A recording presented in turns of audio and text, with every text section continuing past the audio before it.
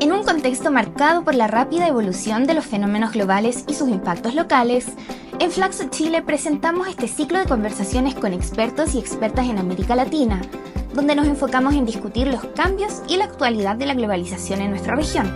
Con esto generamos un espacio de reflexión crítica y diálogo sobre las dinámicas contemporáneas de la globalización, considerando sus efectos económicos, sociales, culturales y políticos en nuestra diversidad de realidades a lo largo y ancho del continente, de manera que también podamos proponer caminos e ideas que permitan a América Latina aprovechar las oportunidades de la globalización de manera equitativa y sostenible.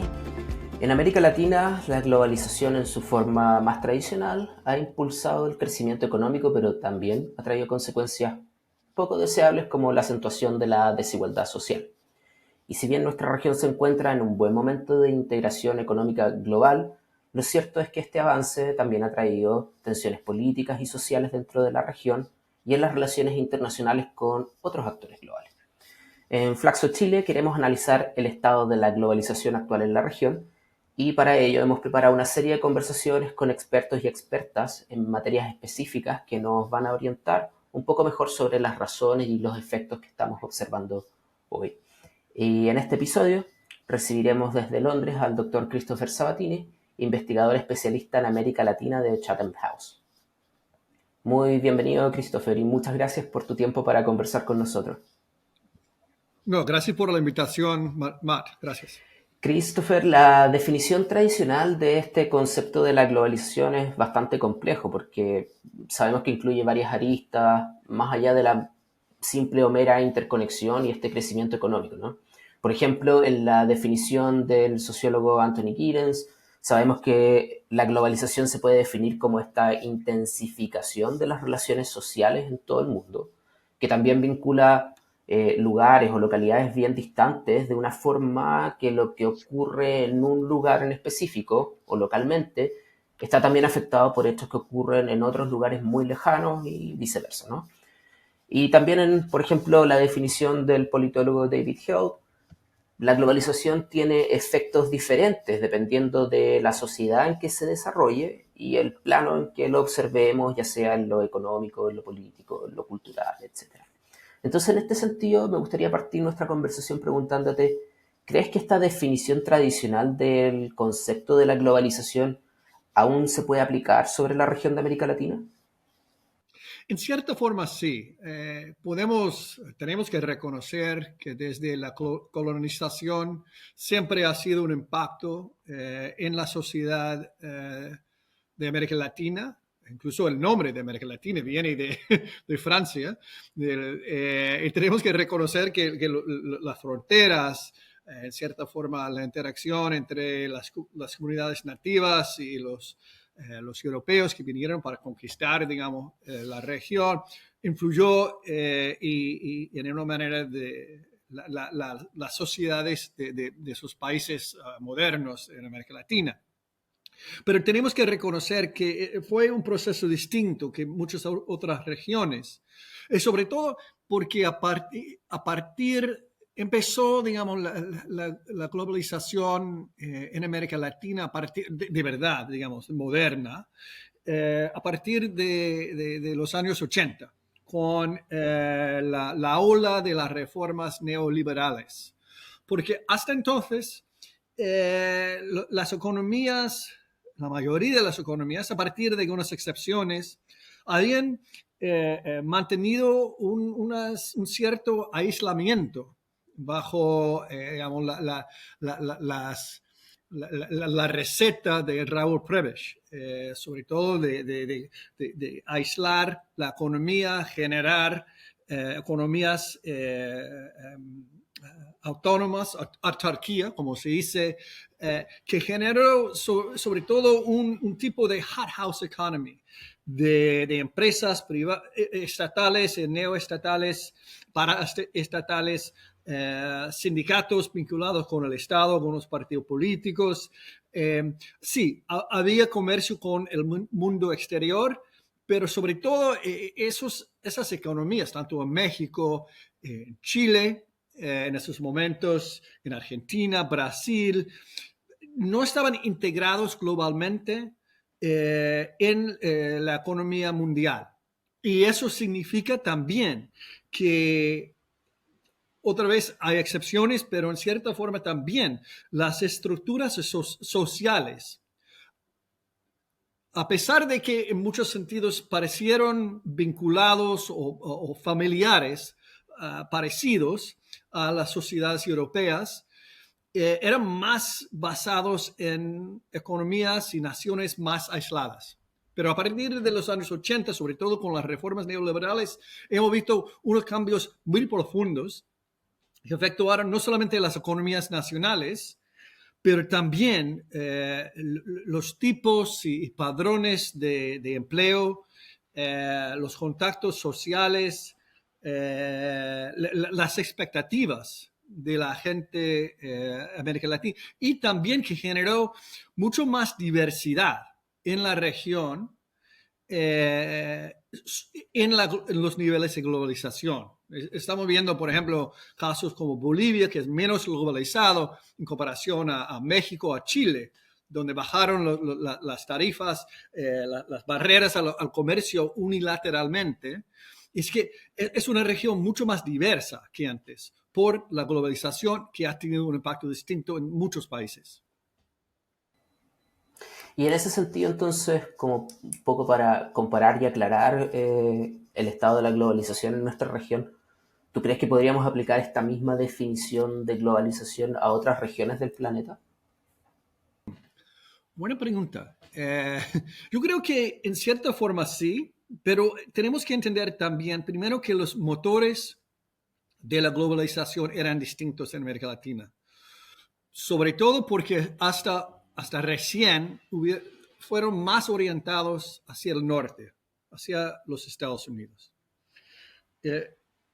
Segundo, la inmigración influyó muchísimo la globalización, que los familiares y los amigos que se quedaron en los países en América Latina, cuando tenían contactos y familia en los Estados Unidos, en Europa, tenían mucho más contacto que el resto del mundo. Eso influyó una fragmentación, digamos, en los niveles de contacto internacional entre los propios países.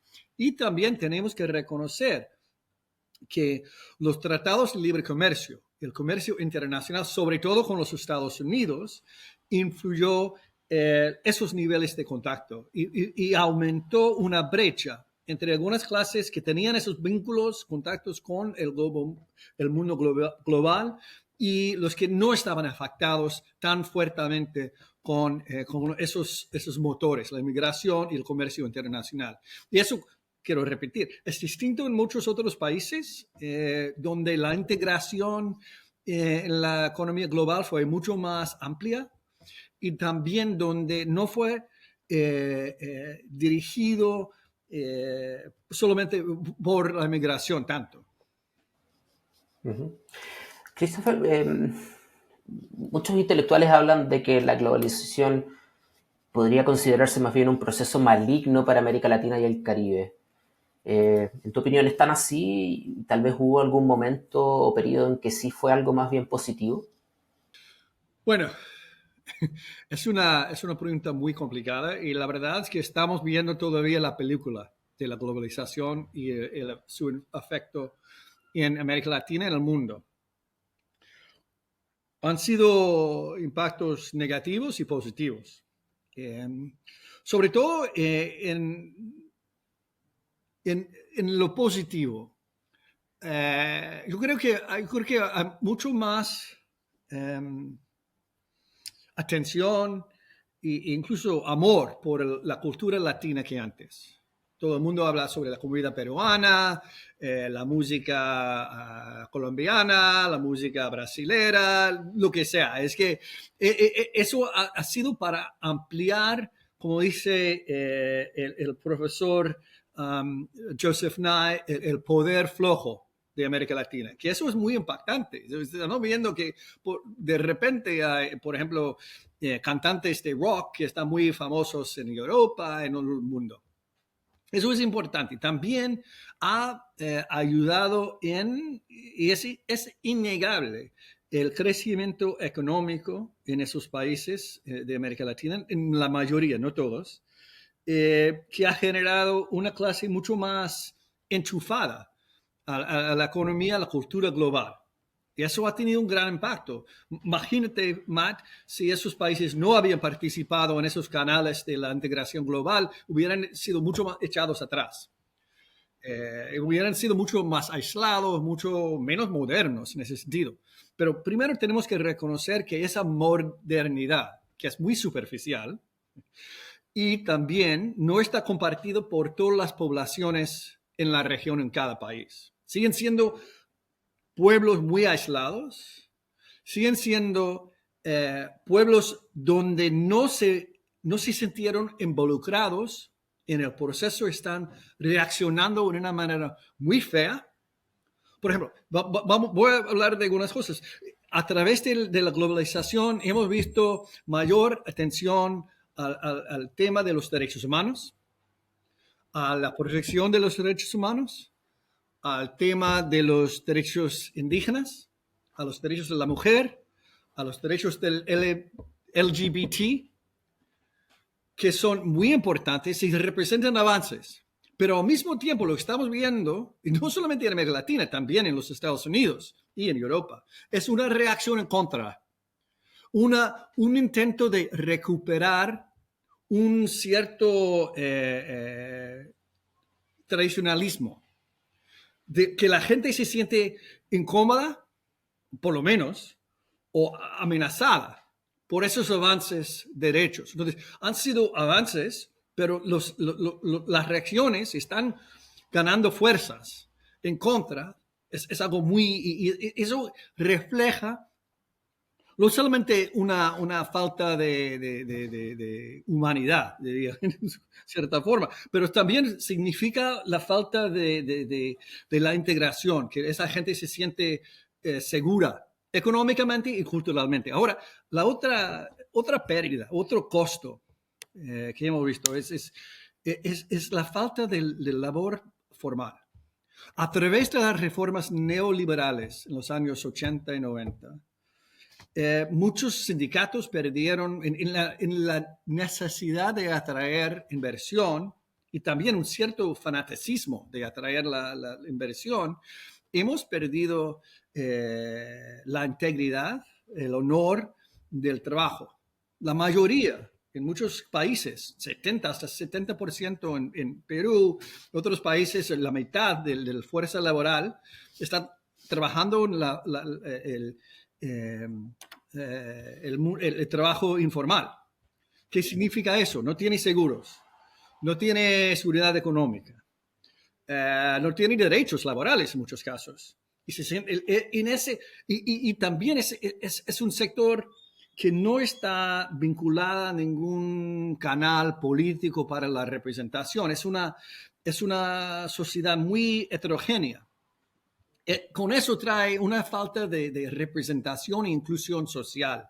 Y eso, no quiero echar toda la culpa en la globalización, pero eso es algo muy distinto que representa una cierta amenaza a la vida económica, social y política de muchos países y viene con la globalización en cierta forma. Christopher, entonces, un poco tomando tu análisis y tu explicación sobre cómo podríamos entender la globalización en América Latina en la actualidad, me da la sensación de que la definición o el concepto tradicional de la globalización, basado fuertemente en un crecimiento económico y en un avance social, se está transformando o ha girado un poco hacia un proteccionismo de la cultura y los valores de esa sociedad. Precisamente. Y lo más interesante, en cierta forma triste también, es que eso no tiene color ideológico. Estamos viendo, por ejemplo, para citar nombres, casos, el presidente actual de México, Andrés Manuel López Obrador, en muchos sentidos es muy tradicional. Está muy en contra de los derechos de la mujer, ha hablado mucho sobre en criticar a las ONGs, a la sociedad civil, a los derechos modernos, progresivos. Esos son derechos punto final, no son derechos modernos, pero se dice eso, pero también ese tiene mucho que ver con Javier Milei también, en Argentina. Lo que está criticando él son los derechos de la mujer. Estamos viendo en Brasil con el expresidente derechista Bolsonaro. Incluso lo estamos viendo en cierta forma en otros líderes que algunos son izquierdistas, otros son derechistas, que están intentando se están presentando como una manera de proteger el pueblo, un sector del pueblo, a esas amenazas culturales y económicas desde afuera. Y eso, como digo, eso no tiene color ideológico. Christopher, tal vez uno de los aspectos que se destacan de la globalización desde el punto de vista político es el surgimiento de estas organizaciones internacionales que de cierta manera apuntan como a regular esta interconexión mundial, también obviamente respetando las autonomías y las soberanías y autodeterminaciones, ¿no? Pero vemos que en algunas regiones del planeta estas organizaciones funcionan mejor que en otras, y también observamos que algunos sectores políticos cuestionan la eficacia de estos foros internacionales. ¿En tu opinión crees que es fundamental para nuestra región, para América Latina y el Caribe, tener y fortalecer tal vez estas instituciones? Lo que pasa es que en este sentido la región es muy distinta que muchos más, que los otros. En las últimas décadas hemos visto la proliferación de grupos multilaterales, pero sin ninguna base en, digamos, la realidad, la teoría de cómo funcionan las organizaciones internacionales. La verdad es que América Latina es un cementerio de intentos de generar bloques regionales. Voy a citar algunos: el Parlamento, el Parlatino, cada región tiene su propio Parlamento regional, ALBA, que es el intento del expresidente de Venezuela, Hugo Chávez, de crear su propio bloque en contra de los Estados Unidos, y también el caso ahora de UNASUR, que se fracasó. Estamos viendo el caso de CELAC. También hay la Alianza Pacífica, que es distinta, voy a decir por qué, pero en muchos de esos sentidos, lo que hemos visto es que muchos países quieren hablar sobre la solidaridad, quieren ofrecer su propio modelo del multilateralismo para generar un bloque mucho más coherente en la región para proteger sus derechos, su integración global. Pero lo que pasa es que la regla principal, fundamental para una organización multilateral es que cada país tiene que estar dispuesto a ofrecer y dar una cierta soberanía para un buen público, para un buen común. Y ni CELAC, ni UNASUR, ni casi ninguna de esas organizaciones, incluso tomo el caso del BRICS, Brasil, Rusia, India, China y Sudáfrica, no tienen cuerpo normativo, no tienen compromisos concretos, solo tienen reuniones y frases y cumbres. Y la verdad es que América Latina tiene más cumbres que la cordillera argentina-chilena. Es que hay cumbres siempre, pero eso no significa una integración regional, son cumbres, nada más.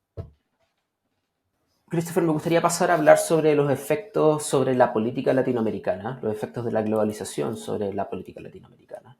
Y hablando sobre estas características y también sobre las características de los políticos en nuestra región, ¿cómo crees que la globalización ha influido en el surgimiento de tal vez el populismo y el autoritarismo en América Latina? Bueno, es interesante, Matt. Yo hice mi tesis doctorado en el populismo. En ese momento eso fue el populismo de Menem, el populismo de Fujimori, que es un populismo neoliberal, digamos, que otra vez es un desafío a nuestro concepto del populismo. Mucha gente piensa sobre el populismo como el fascismo, el comunismo, pero la verdad es que en esos momentos lo que vimos y estamos viendo ahora, y el populismo surge cuando hay una parte de la población que se siente amenazada y insegura, tanto a nivel cultural y a nivel económico.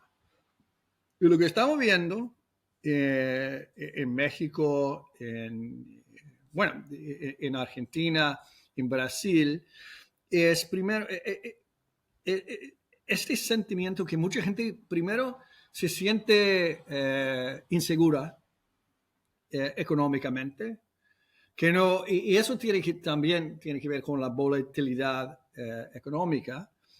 Y también se siente un poco que el mundo se está cambiando y no se sienten cómodos en ese nuevo mundo, por varias razones. Puede ser razones culturales, razones, lo que sea. Y cuando pasa eso, la gente siempre, el sociólogo Durkheim refiere a ese caso de no hay ninguna manera de orientarse. Se siente un poco desubicado, digamos. Y buscan una respuesta, buscan enemigos, buscan porque quieren echar la culpa a alguien.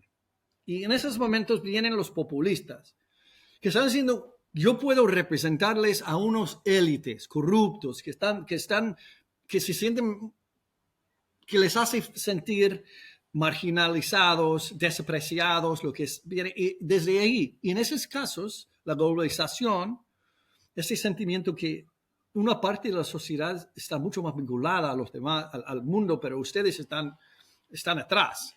Eso genera esa base fértil para un populista. Claro. Entonces entiendo que este discurso un poco antiglobalización de algunos líderes en nuestra región les ayudaría a ganar de cierta manera el apoyo popular. ¿Sería este entonces un punto importante tal vez de sus programas o de sus plataformas electorales? Sí. No, el populismo crece en esa idea de que un líder carismático, no siempre tiene que tener una carisma, pero está representando a la gente a unos élites y un proceso que les hace sentir mal, que representa la voluntad popular, en contra de una voluntad que no representa a esa gente. En la globalización lo que están diciendo es decir, mira, los derechos de la mujer, los derechos trans, lo que sea, esos son amenazas a nuestra vida y yo voy a luchar en favor para protegernos. Y están, en vez de entender esos procesos de la ampliación de los derechos humanos, lo están presentando como una importación que está muy extranjero a lo tradicional. Y eso es lo que estamos viendo en muchos de los populistas, como digo, izquierdistas y derechistas. Chris, en América Latina y el Caribe vemos que no solo hay tal vez el surgimiento de algunos líderes populistas, sino también, quizás no el surgimiento, pero sí el establecimiento a lo largo del tiempo de líderes también autoritarios como en Venezuela, en Nicaragua, obviamente Cuba que lleva mucho tiempo, pero ¿crees que tal vez este surgimiento de líderes autoritarios también tiene alguna raíz en una respuesta a la globalización? Sí, porque mira, como dije, los populistas siempre están buscando, siempre se representan que son la voz de la voluntad popular. Y cuando uno cree y dice ha creado una carrera política en base de que representa la voluntad popular, es imposible aguantar los cheques y balances, contrapesos. Porque, ¿cómo? Es que yo represento la voluntad popular. La voluntad popular no tiene límites. Es que es algo incoherente, es algo de pasión. Entonces, lo que estamos viendo es esa reacción autocrático, pero no solamente a nivel doméstico, lo estamos viendo a nivel internacional también. Digamos, por ejemplo, el rechazo del gobierno venezolano a la Corte Interamericana de Derechos Humanos. Cosa que es chistoso porque también la administración de Trump hace lo mismo. Entonces, otra vez estamos enfrentando esa idea sin colores ideológicos de no quieren aguantar críticas desde afuera o límites en su poder desde afuera. Esa idea de un marco internacional de derechos humanos, estamos viendo incluso en Inglaterra ahora, con el caso de la inmigración. Es que, y eso, porque quieren romper cualquier tipo de control en su comportamiento. Es extraño que estos movimientos antiglobalización también se interconecten y funcionen usando las mismas herramientas y mecanismos que ofrece la globalización. Entonces, ¿crees que tal vez estamos en una etapa en que ya no podemos evitar funcionar de esta manera? No, tienen razón. Eso es un poco la hipocresía de la autocracia moderna, digamos. Es que, para citar un ejemplo, es chistoso. Muchos de los países autocráticos, gobiernos, ahora han formado sus propios movimientos para la observación electoral, con toda la forma, toda la pinta de ser de como las Naciones Unidas, la OEA, la Unión Europea, pero no son falsas. Eso es lo más interesante, porque se siente que tienen que pretender que están bajo las mismas normas y bajo las mismas prácticas, pero están también, con esos actores vacíos, no tiene sentido.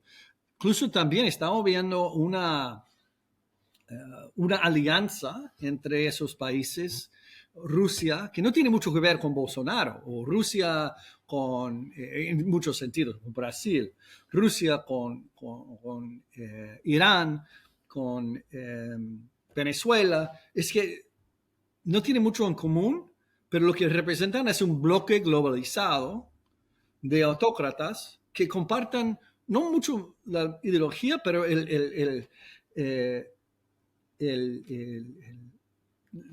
falta de interés, por decirlo bien, en un mundo con normas liberales. Chris, luego de todo este análisis y esta interesante conversación, quisiera volver tal vez a una de mis preguntas iniciales. ¿Podemos decir que América Latina y el Caribe siguen inmersos de alguna forma en una manera particular de entender la globalización? Yo creo que lo que tenemos que hacer es recuperar un análisis mucho más balanceado, como tú estás intentando hacer a través de este programa y tus entrevistas. ¿Qué fueron los beneficios y las fallas de la globalización? Y entender que muchos de lo que le estamos viendo no es la falta de una globalización que es enemigo, que es una amenaza, que ha tenido muchos impactos. La gente, en la mayoría de los casos, está viviendo un poco mejor con la globalización en América Latina. Tenemos que reconocerlo. Están estudiando en otros países, están sacando títulos de otros países, están trabajando en trabajos multilaterales, multinacionales o empresas multinacionales. El comercio, por ejemplo, con China, de Brasil, Chile, en Perú, ha aumentado sus economías y su oferta de empleo. Pero también lo que tenemos que reconocer que no es, al mismo tiempo, tenemos que encontrar esa línea delicada entre abrazar a la globalización porque es un hecho, pero con un cierto capacidad estatal para negociar los términos de la globalización y también una capacidad intelectual de explicar cuáles son los beneficios, tanto en los derechos, en el empleo, en que estamos viviendo mucho mejor. Tal vez soy naif en eso, pero la verdad es que mucha gente está viviendo mejor ahora, según los derechos, la capacidad de viajar, de ver el mundo, de conectarse con gente en otros países, que se puede proteger la sociedad local, la cultura local, sin tener que reaccionarse en una manera fea y antidemocrática. Pero eso implica un trabajo de largo plazo y muy difícil. Yo creo que hacen eso, porque no podemos echarnos atrás a los años 70. Ujú. Y en ese sentido, entonces, tal vez qué políticas o estrategias deberían implementar los gobiernos de nuestra región, de América Latina, para tal vez asegurar que la globalización beneficie de manera equitativa a todos los sectores de la sociedad y que también se promueva este concepto del desarrollo sostenible, ¿no? Bueno, mucha gente ha escrito libros sobre ese asunto. Yo tengo solo 5 minutos, ¿no? Bueno, primero, yo creo que volviendo al tema del sector informal, yo creo que es muy importante. Yo creo que y Chile ha avanzado en este caso, en invertir en la capacitación de los trabajadores en el sector informal, de ayudarles en formalizarse. Yo creo que primero tenemos que entender los raíces de eso, en parte, por la inseguridad económica, y invertir en esas poblaciones inseguras económicamente, en que pueden, tenemos que formalizarlos y crear canales de participación y representación que son mucho más formales. Y al mismo tiempo mejorar la capacidad de los países, porque de sus estados, de negociar los términos de la inserción global. Y dentro de este desafío de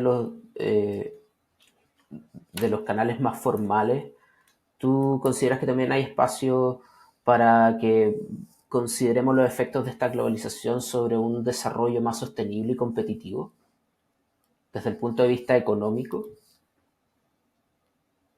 Estos desafíos que planteas, ¿consideras que también dan un espacio para que podamos analizar los efectos de la globalización sobre un desarrollo sostenible y competitivo desde el punto de vista tal vez económico, el crecimiento económico de los países? Sí, yo creo que empieza desde allá. Y eso es lo que, porque este es el asunto, sobre todo que es lo más importante. Y estamos viendo ahora por la demanda de los metales y minerales de Chile, de Perú, siempre hay este riesgo que los países van a abrirse a la inversión sin verse como un bloque. Y eso empieza, como dicen en inglés, una carrera al fondo.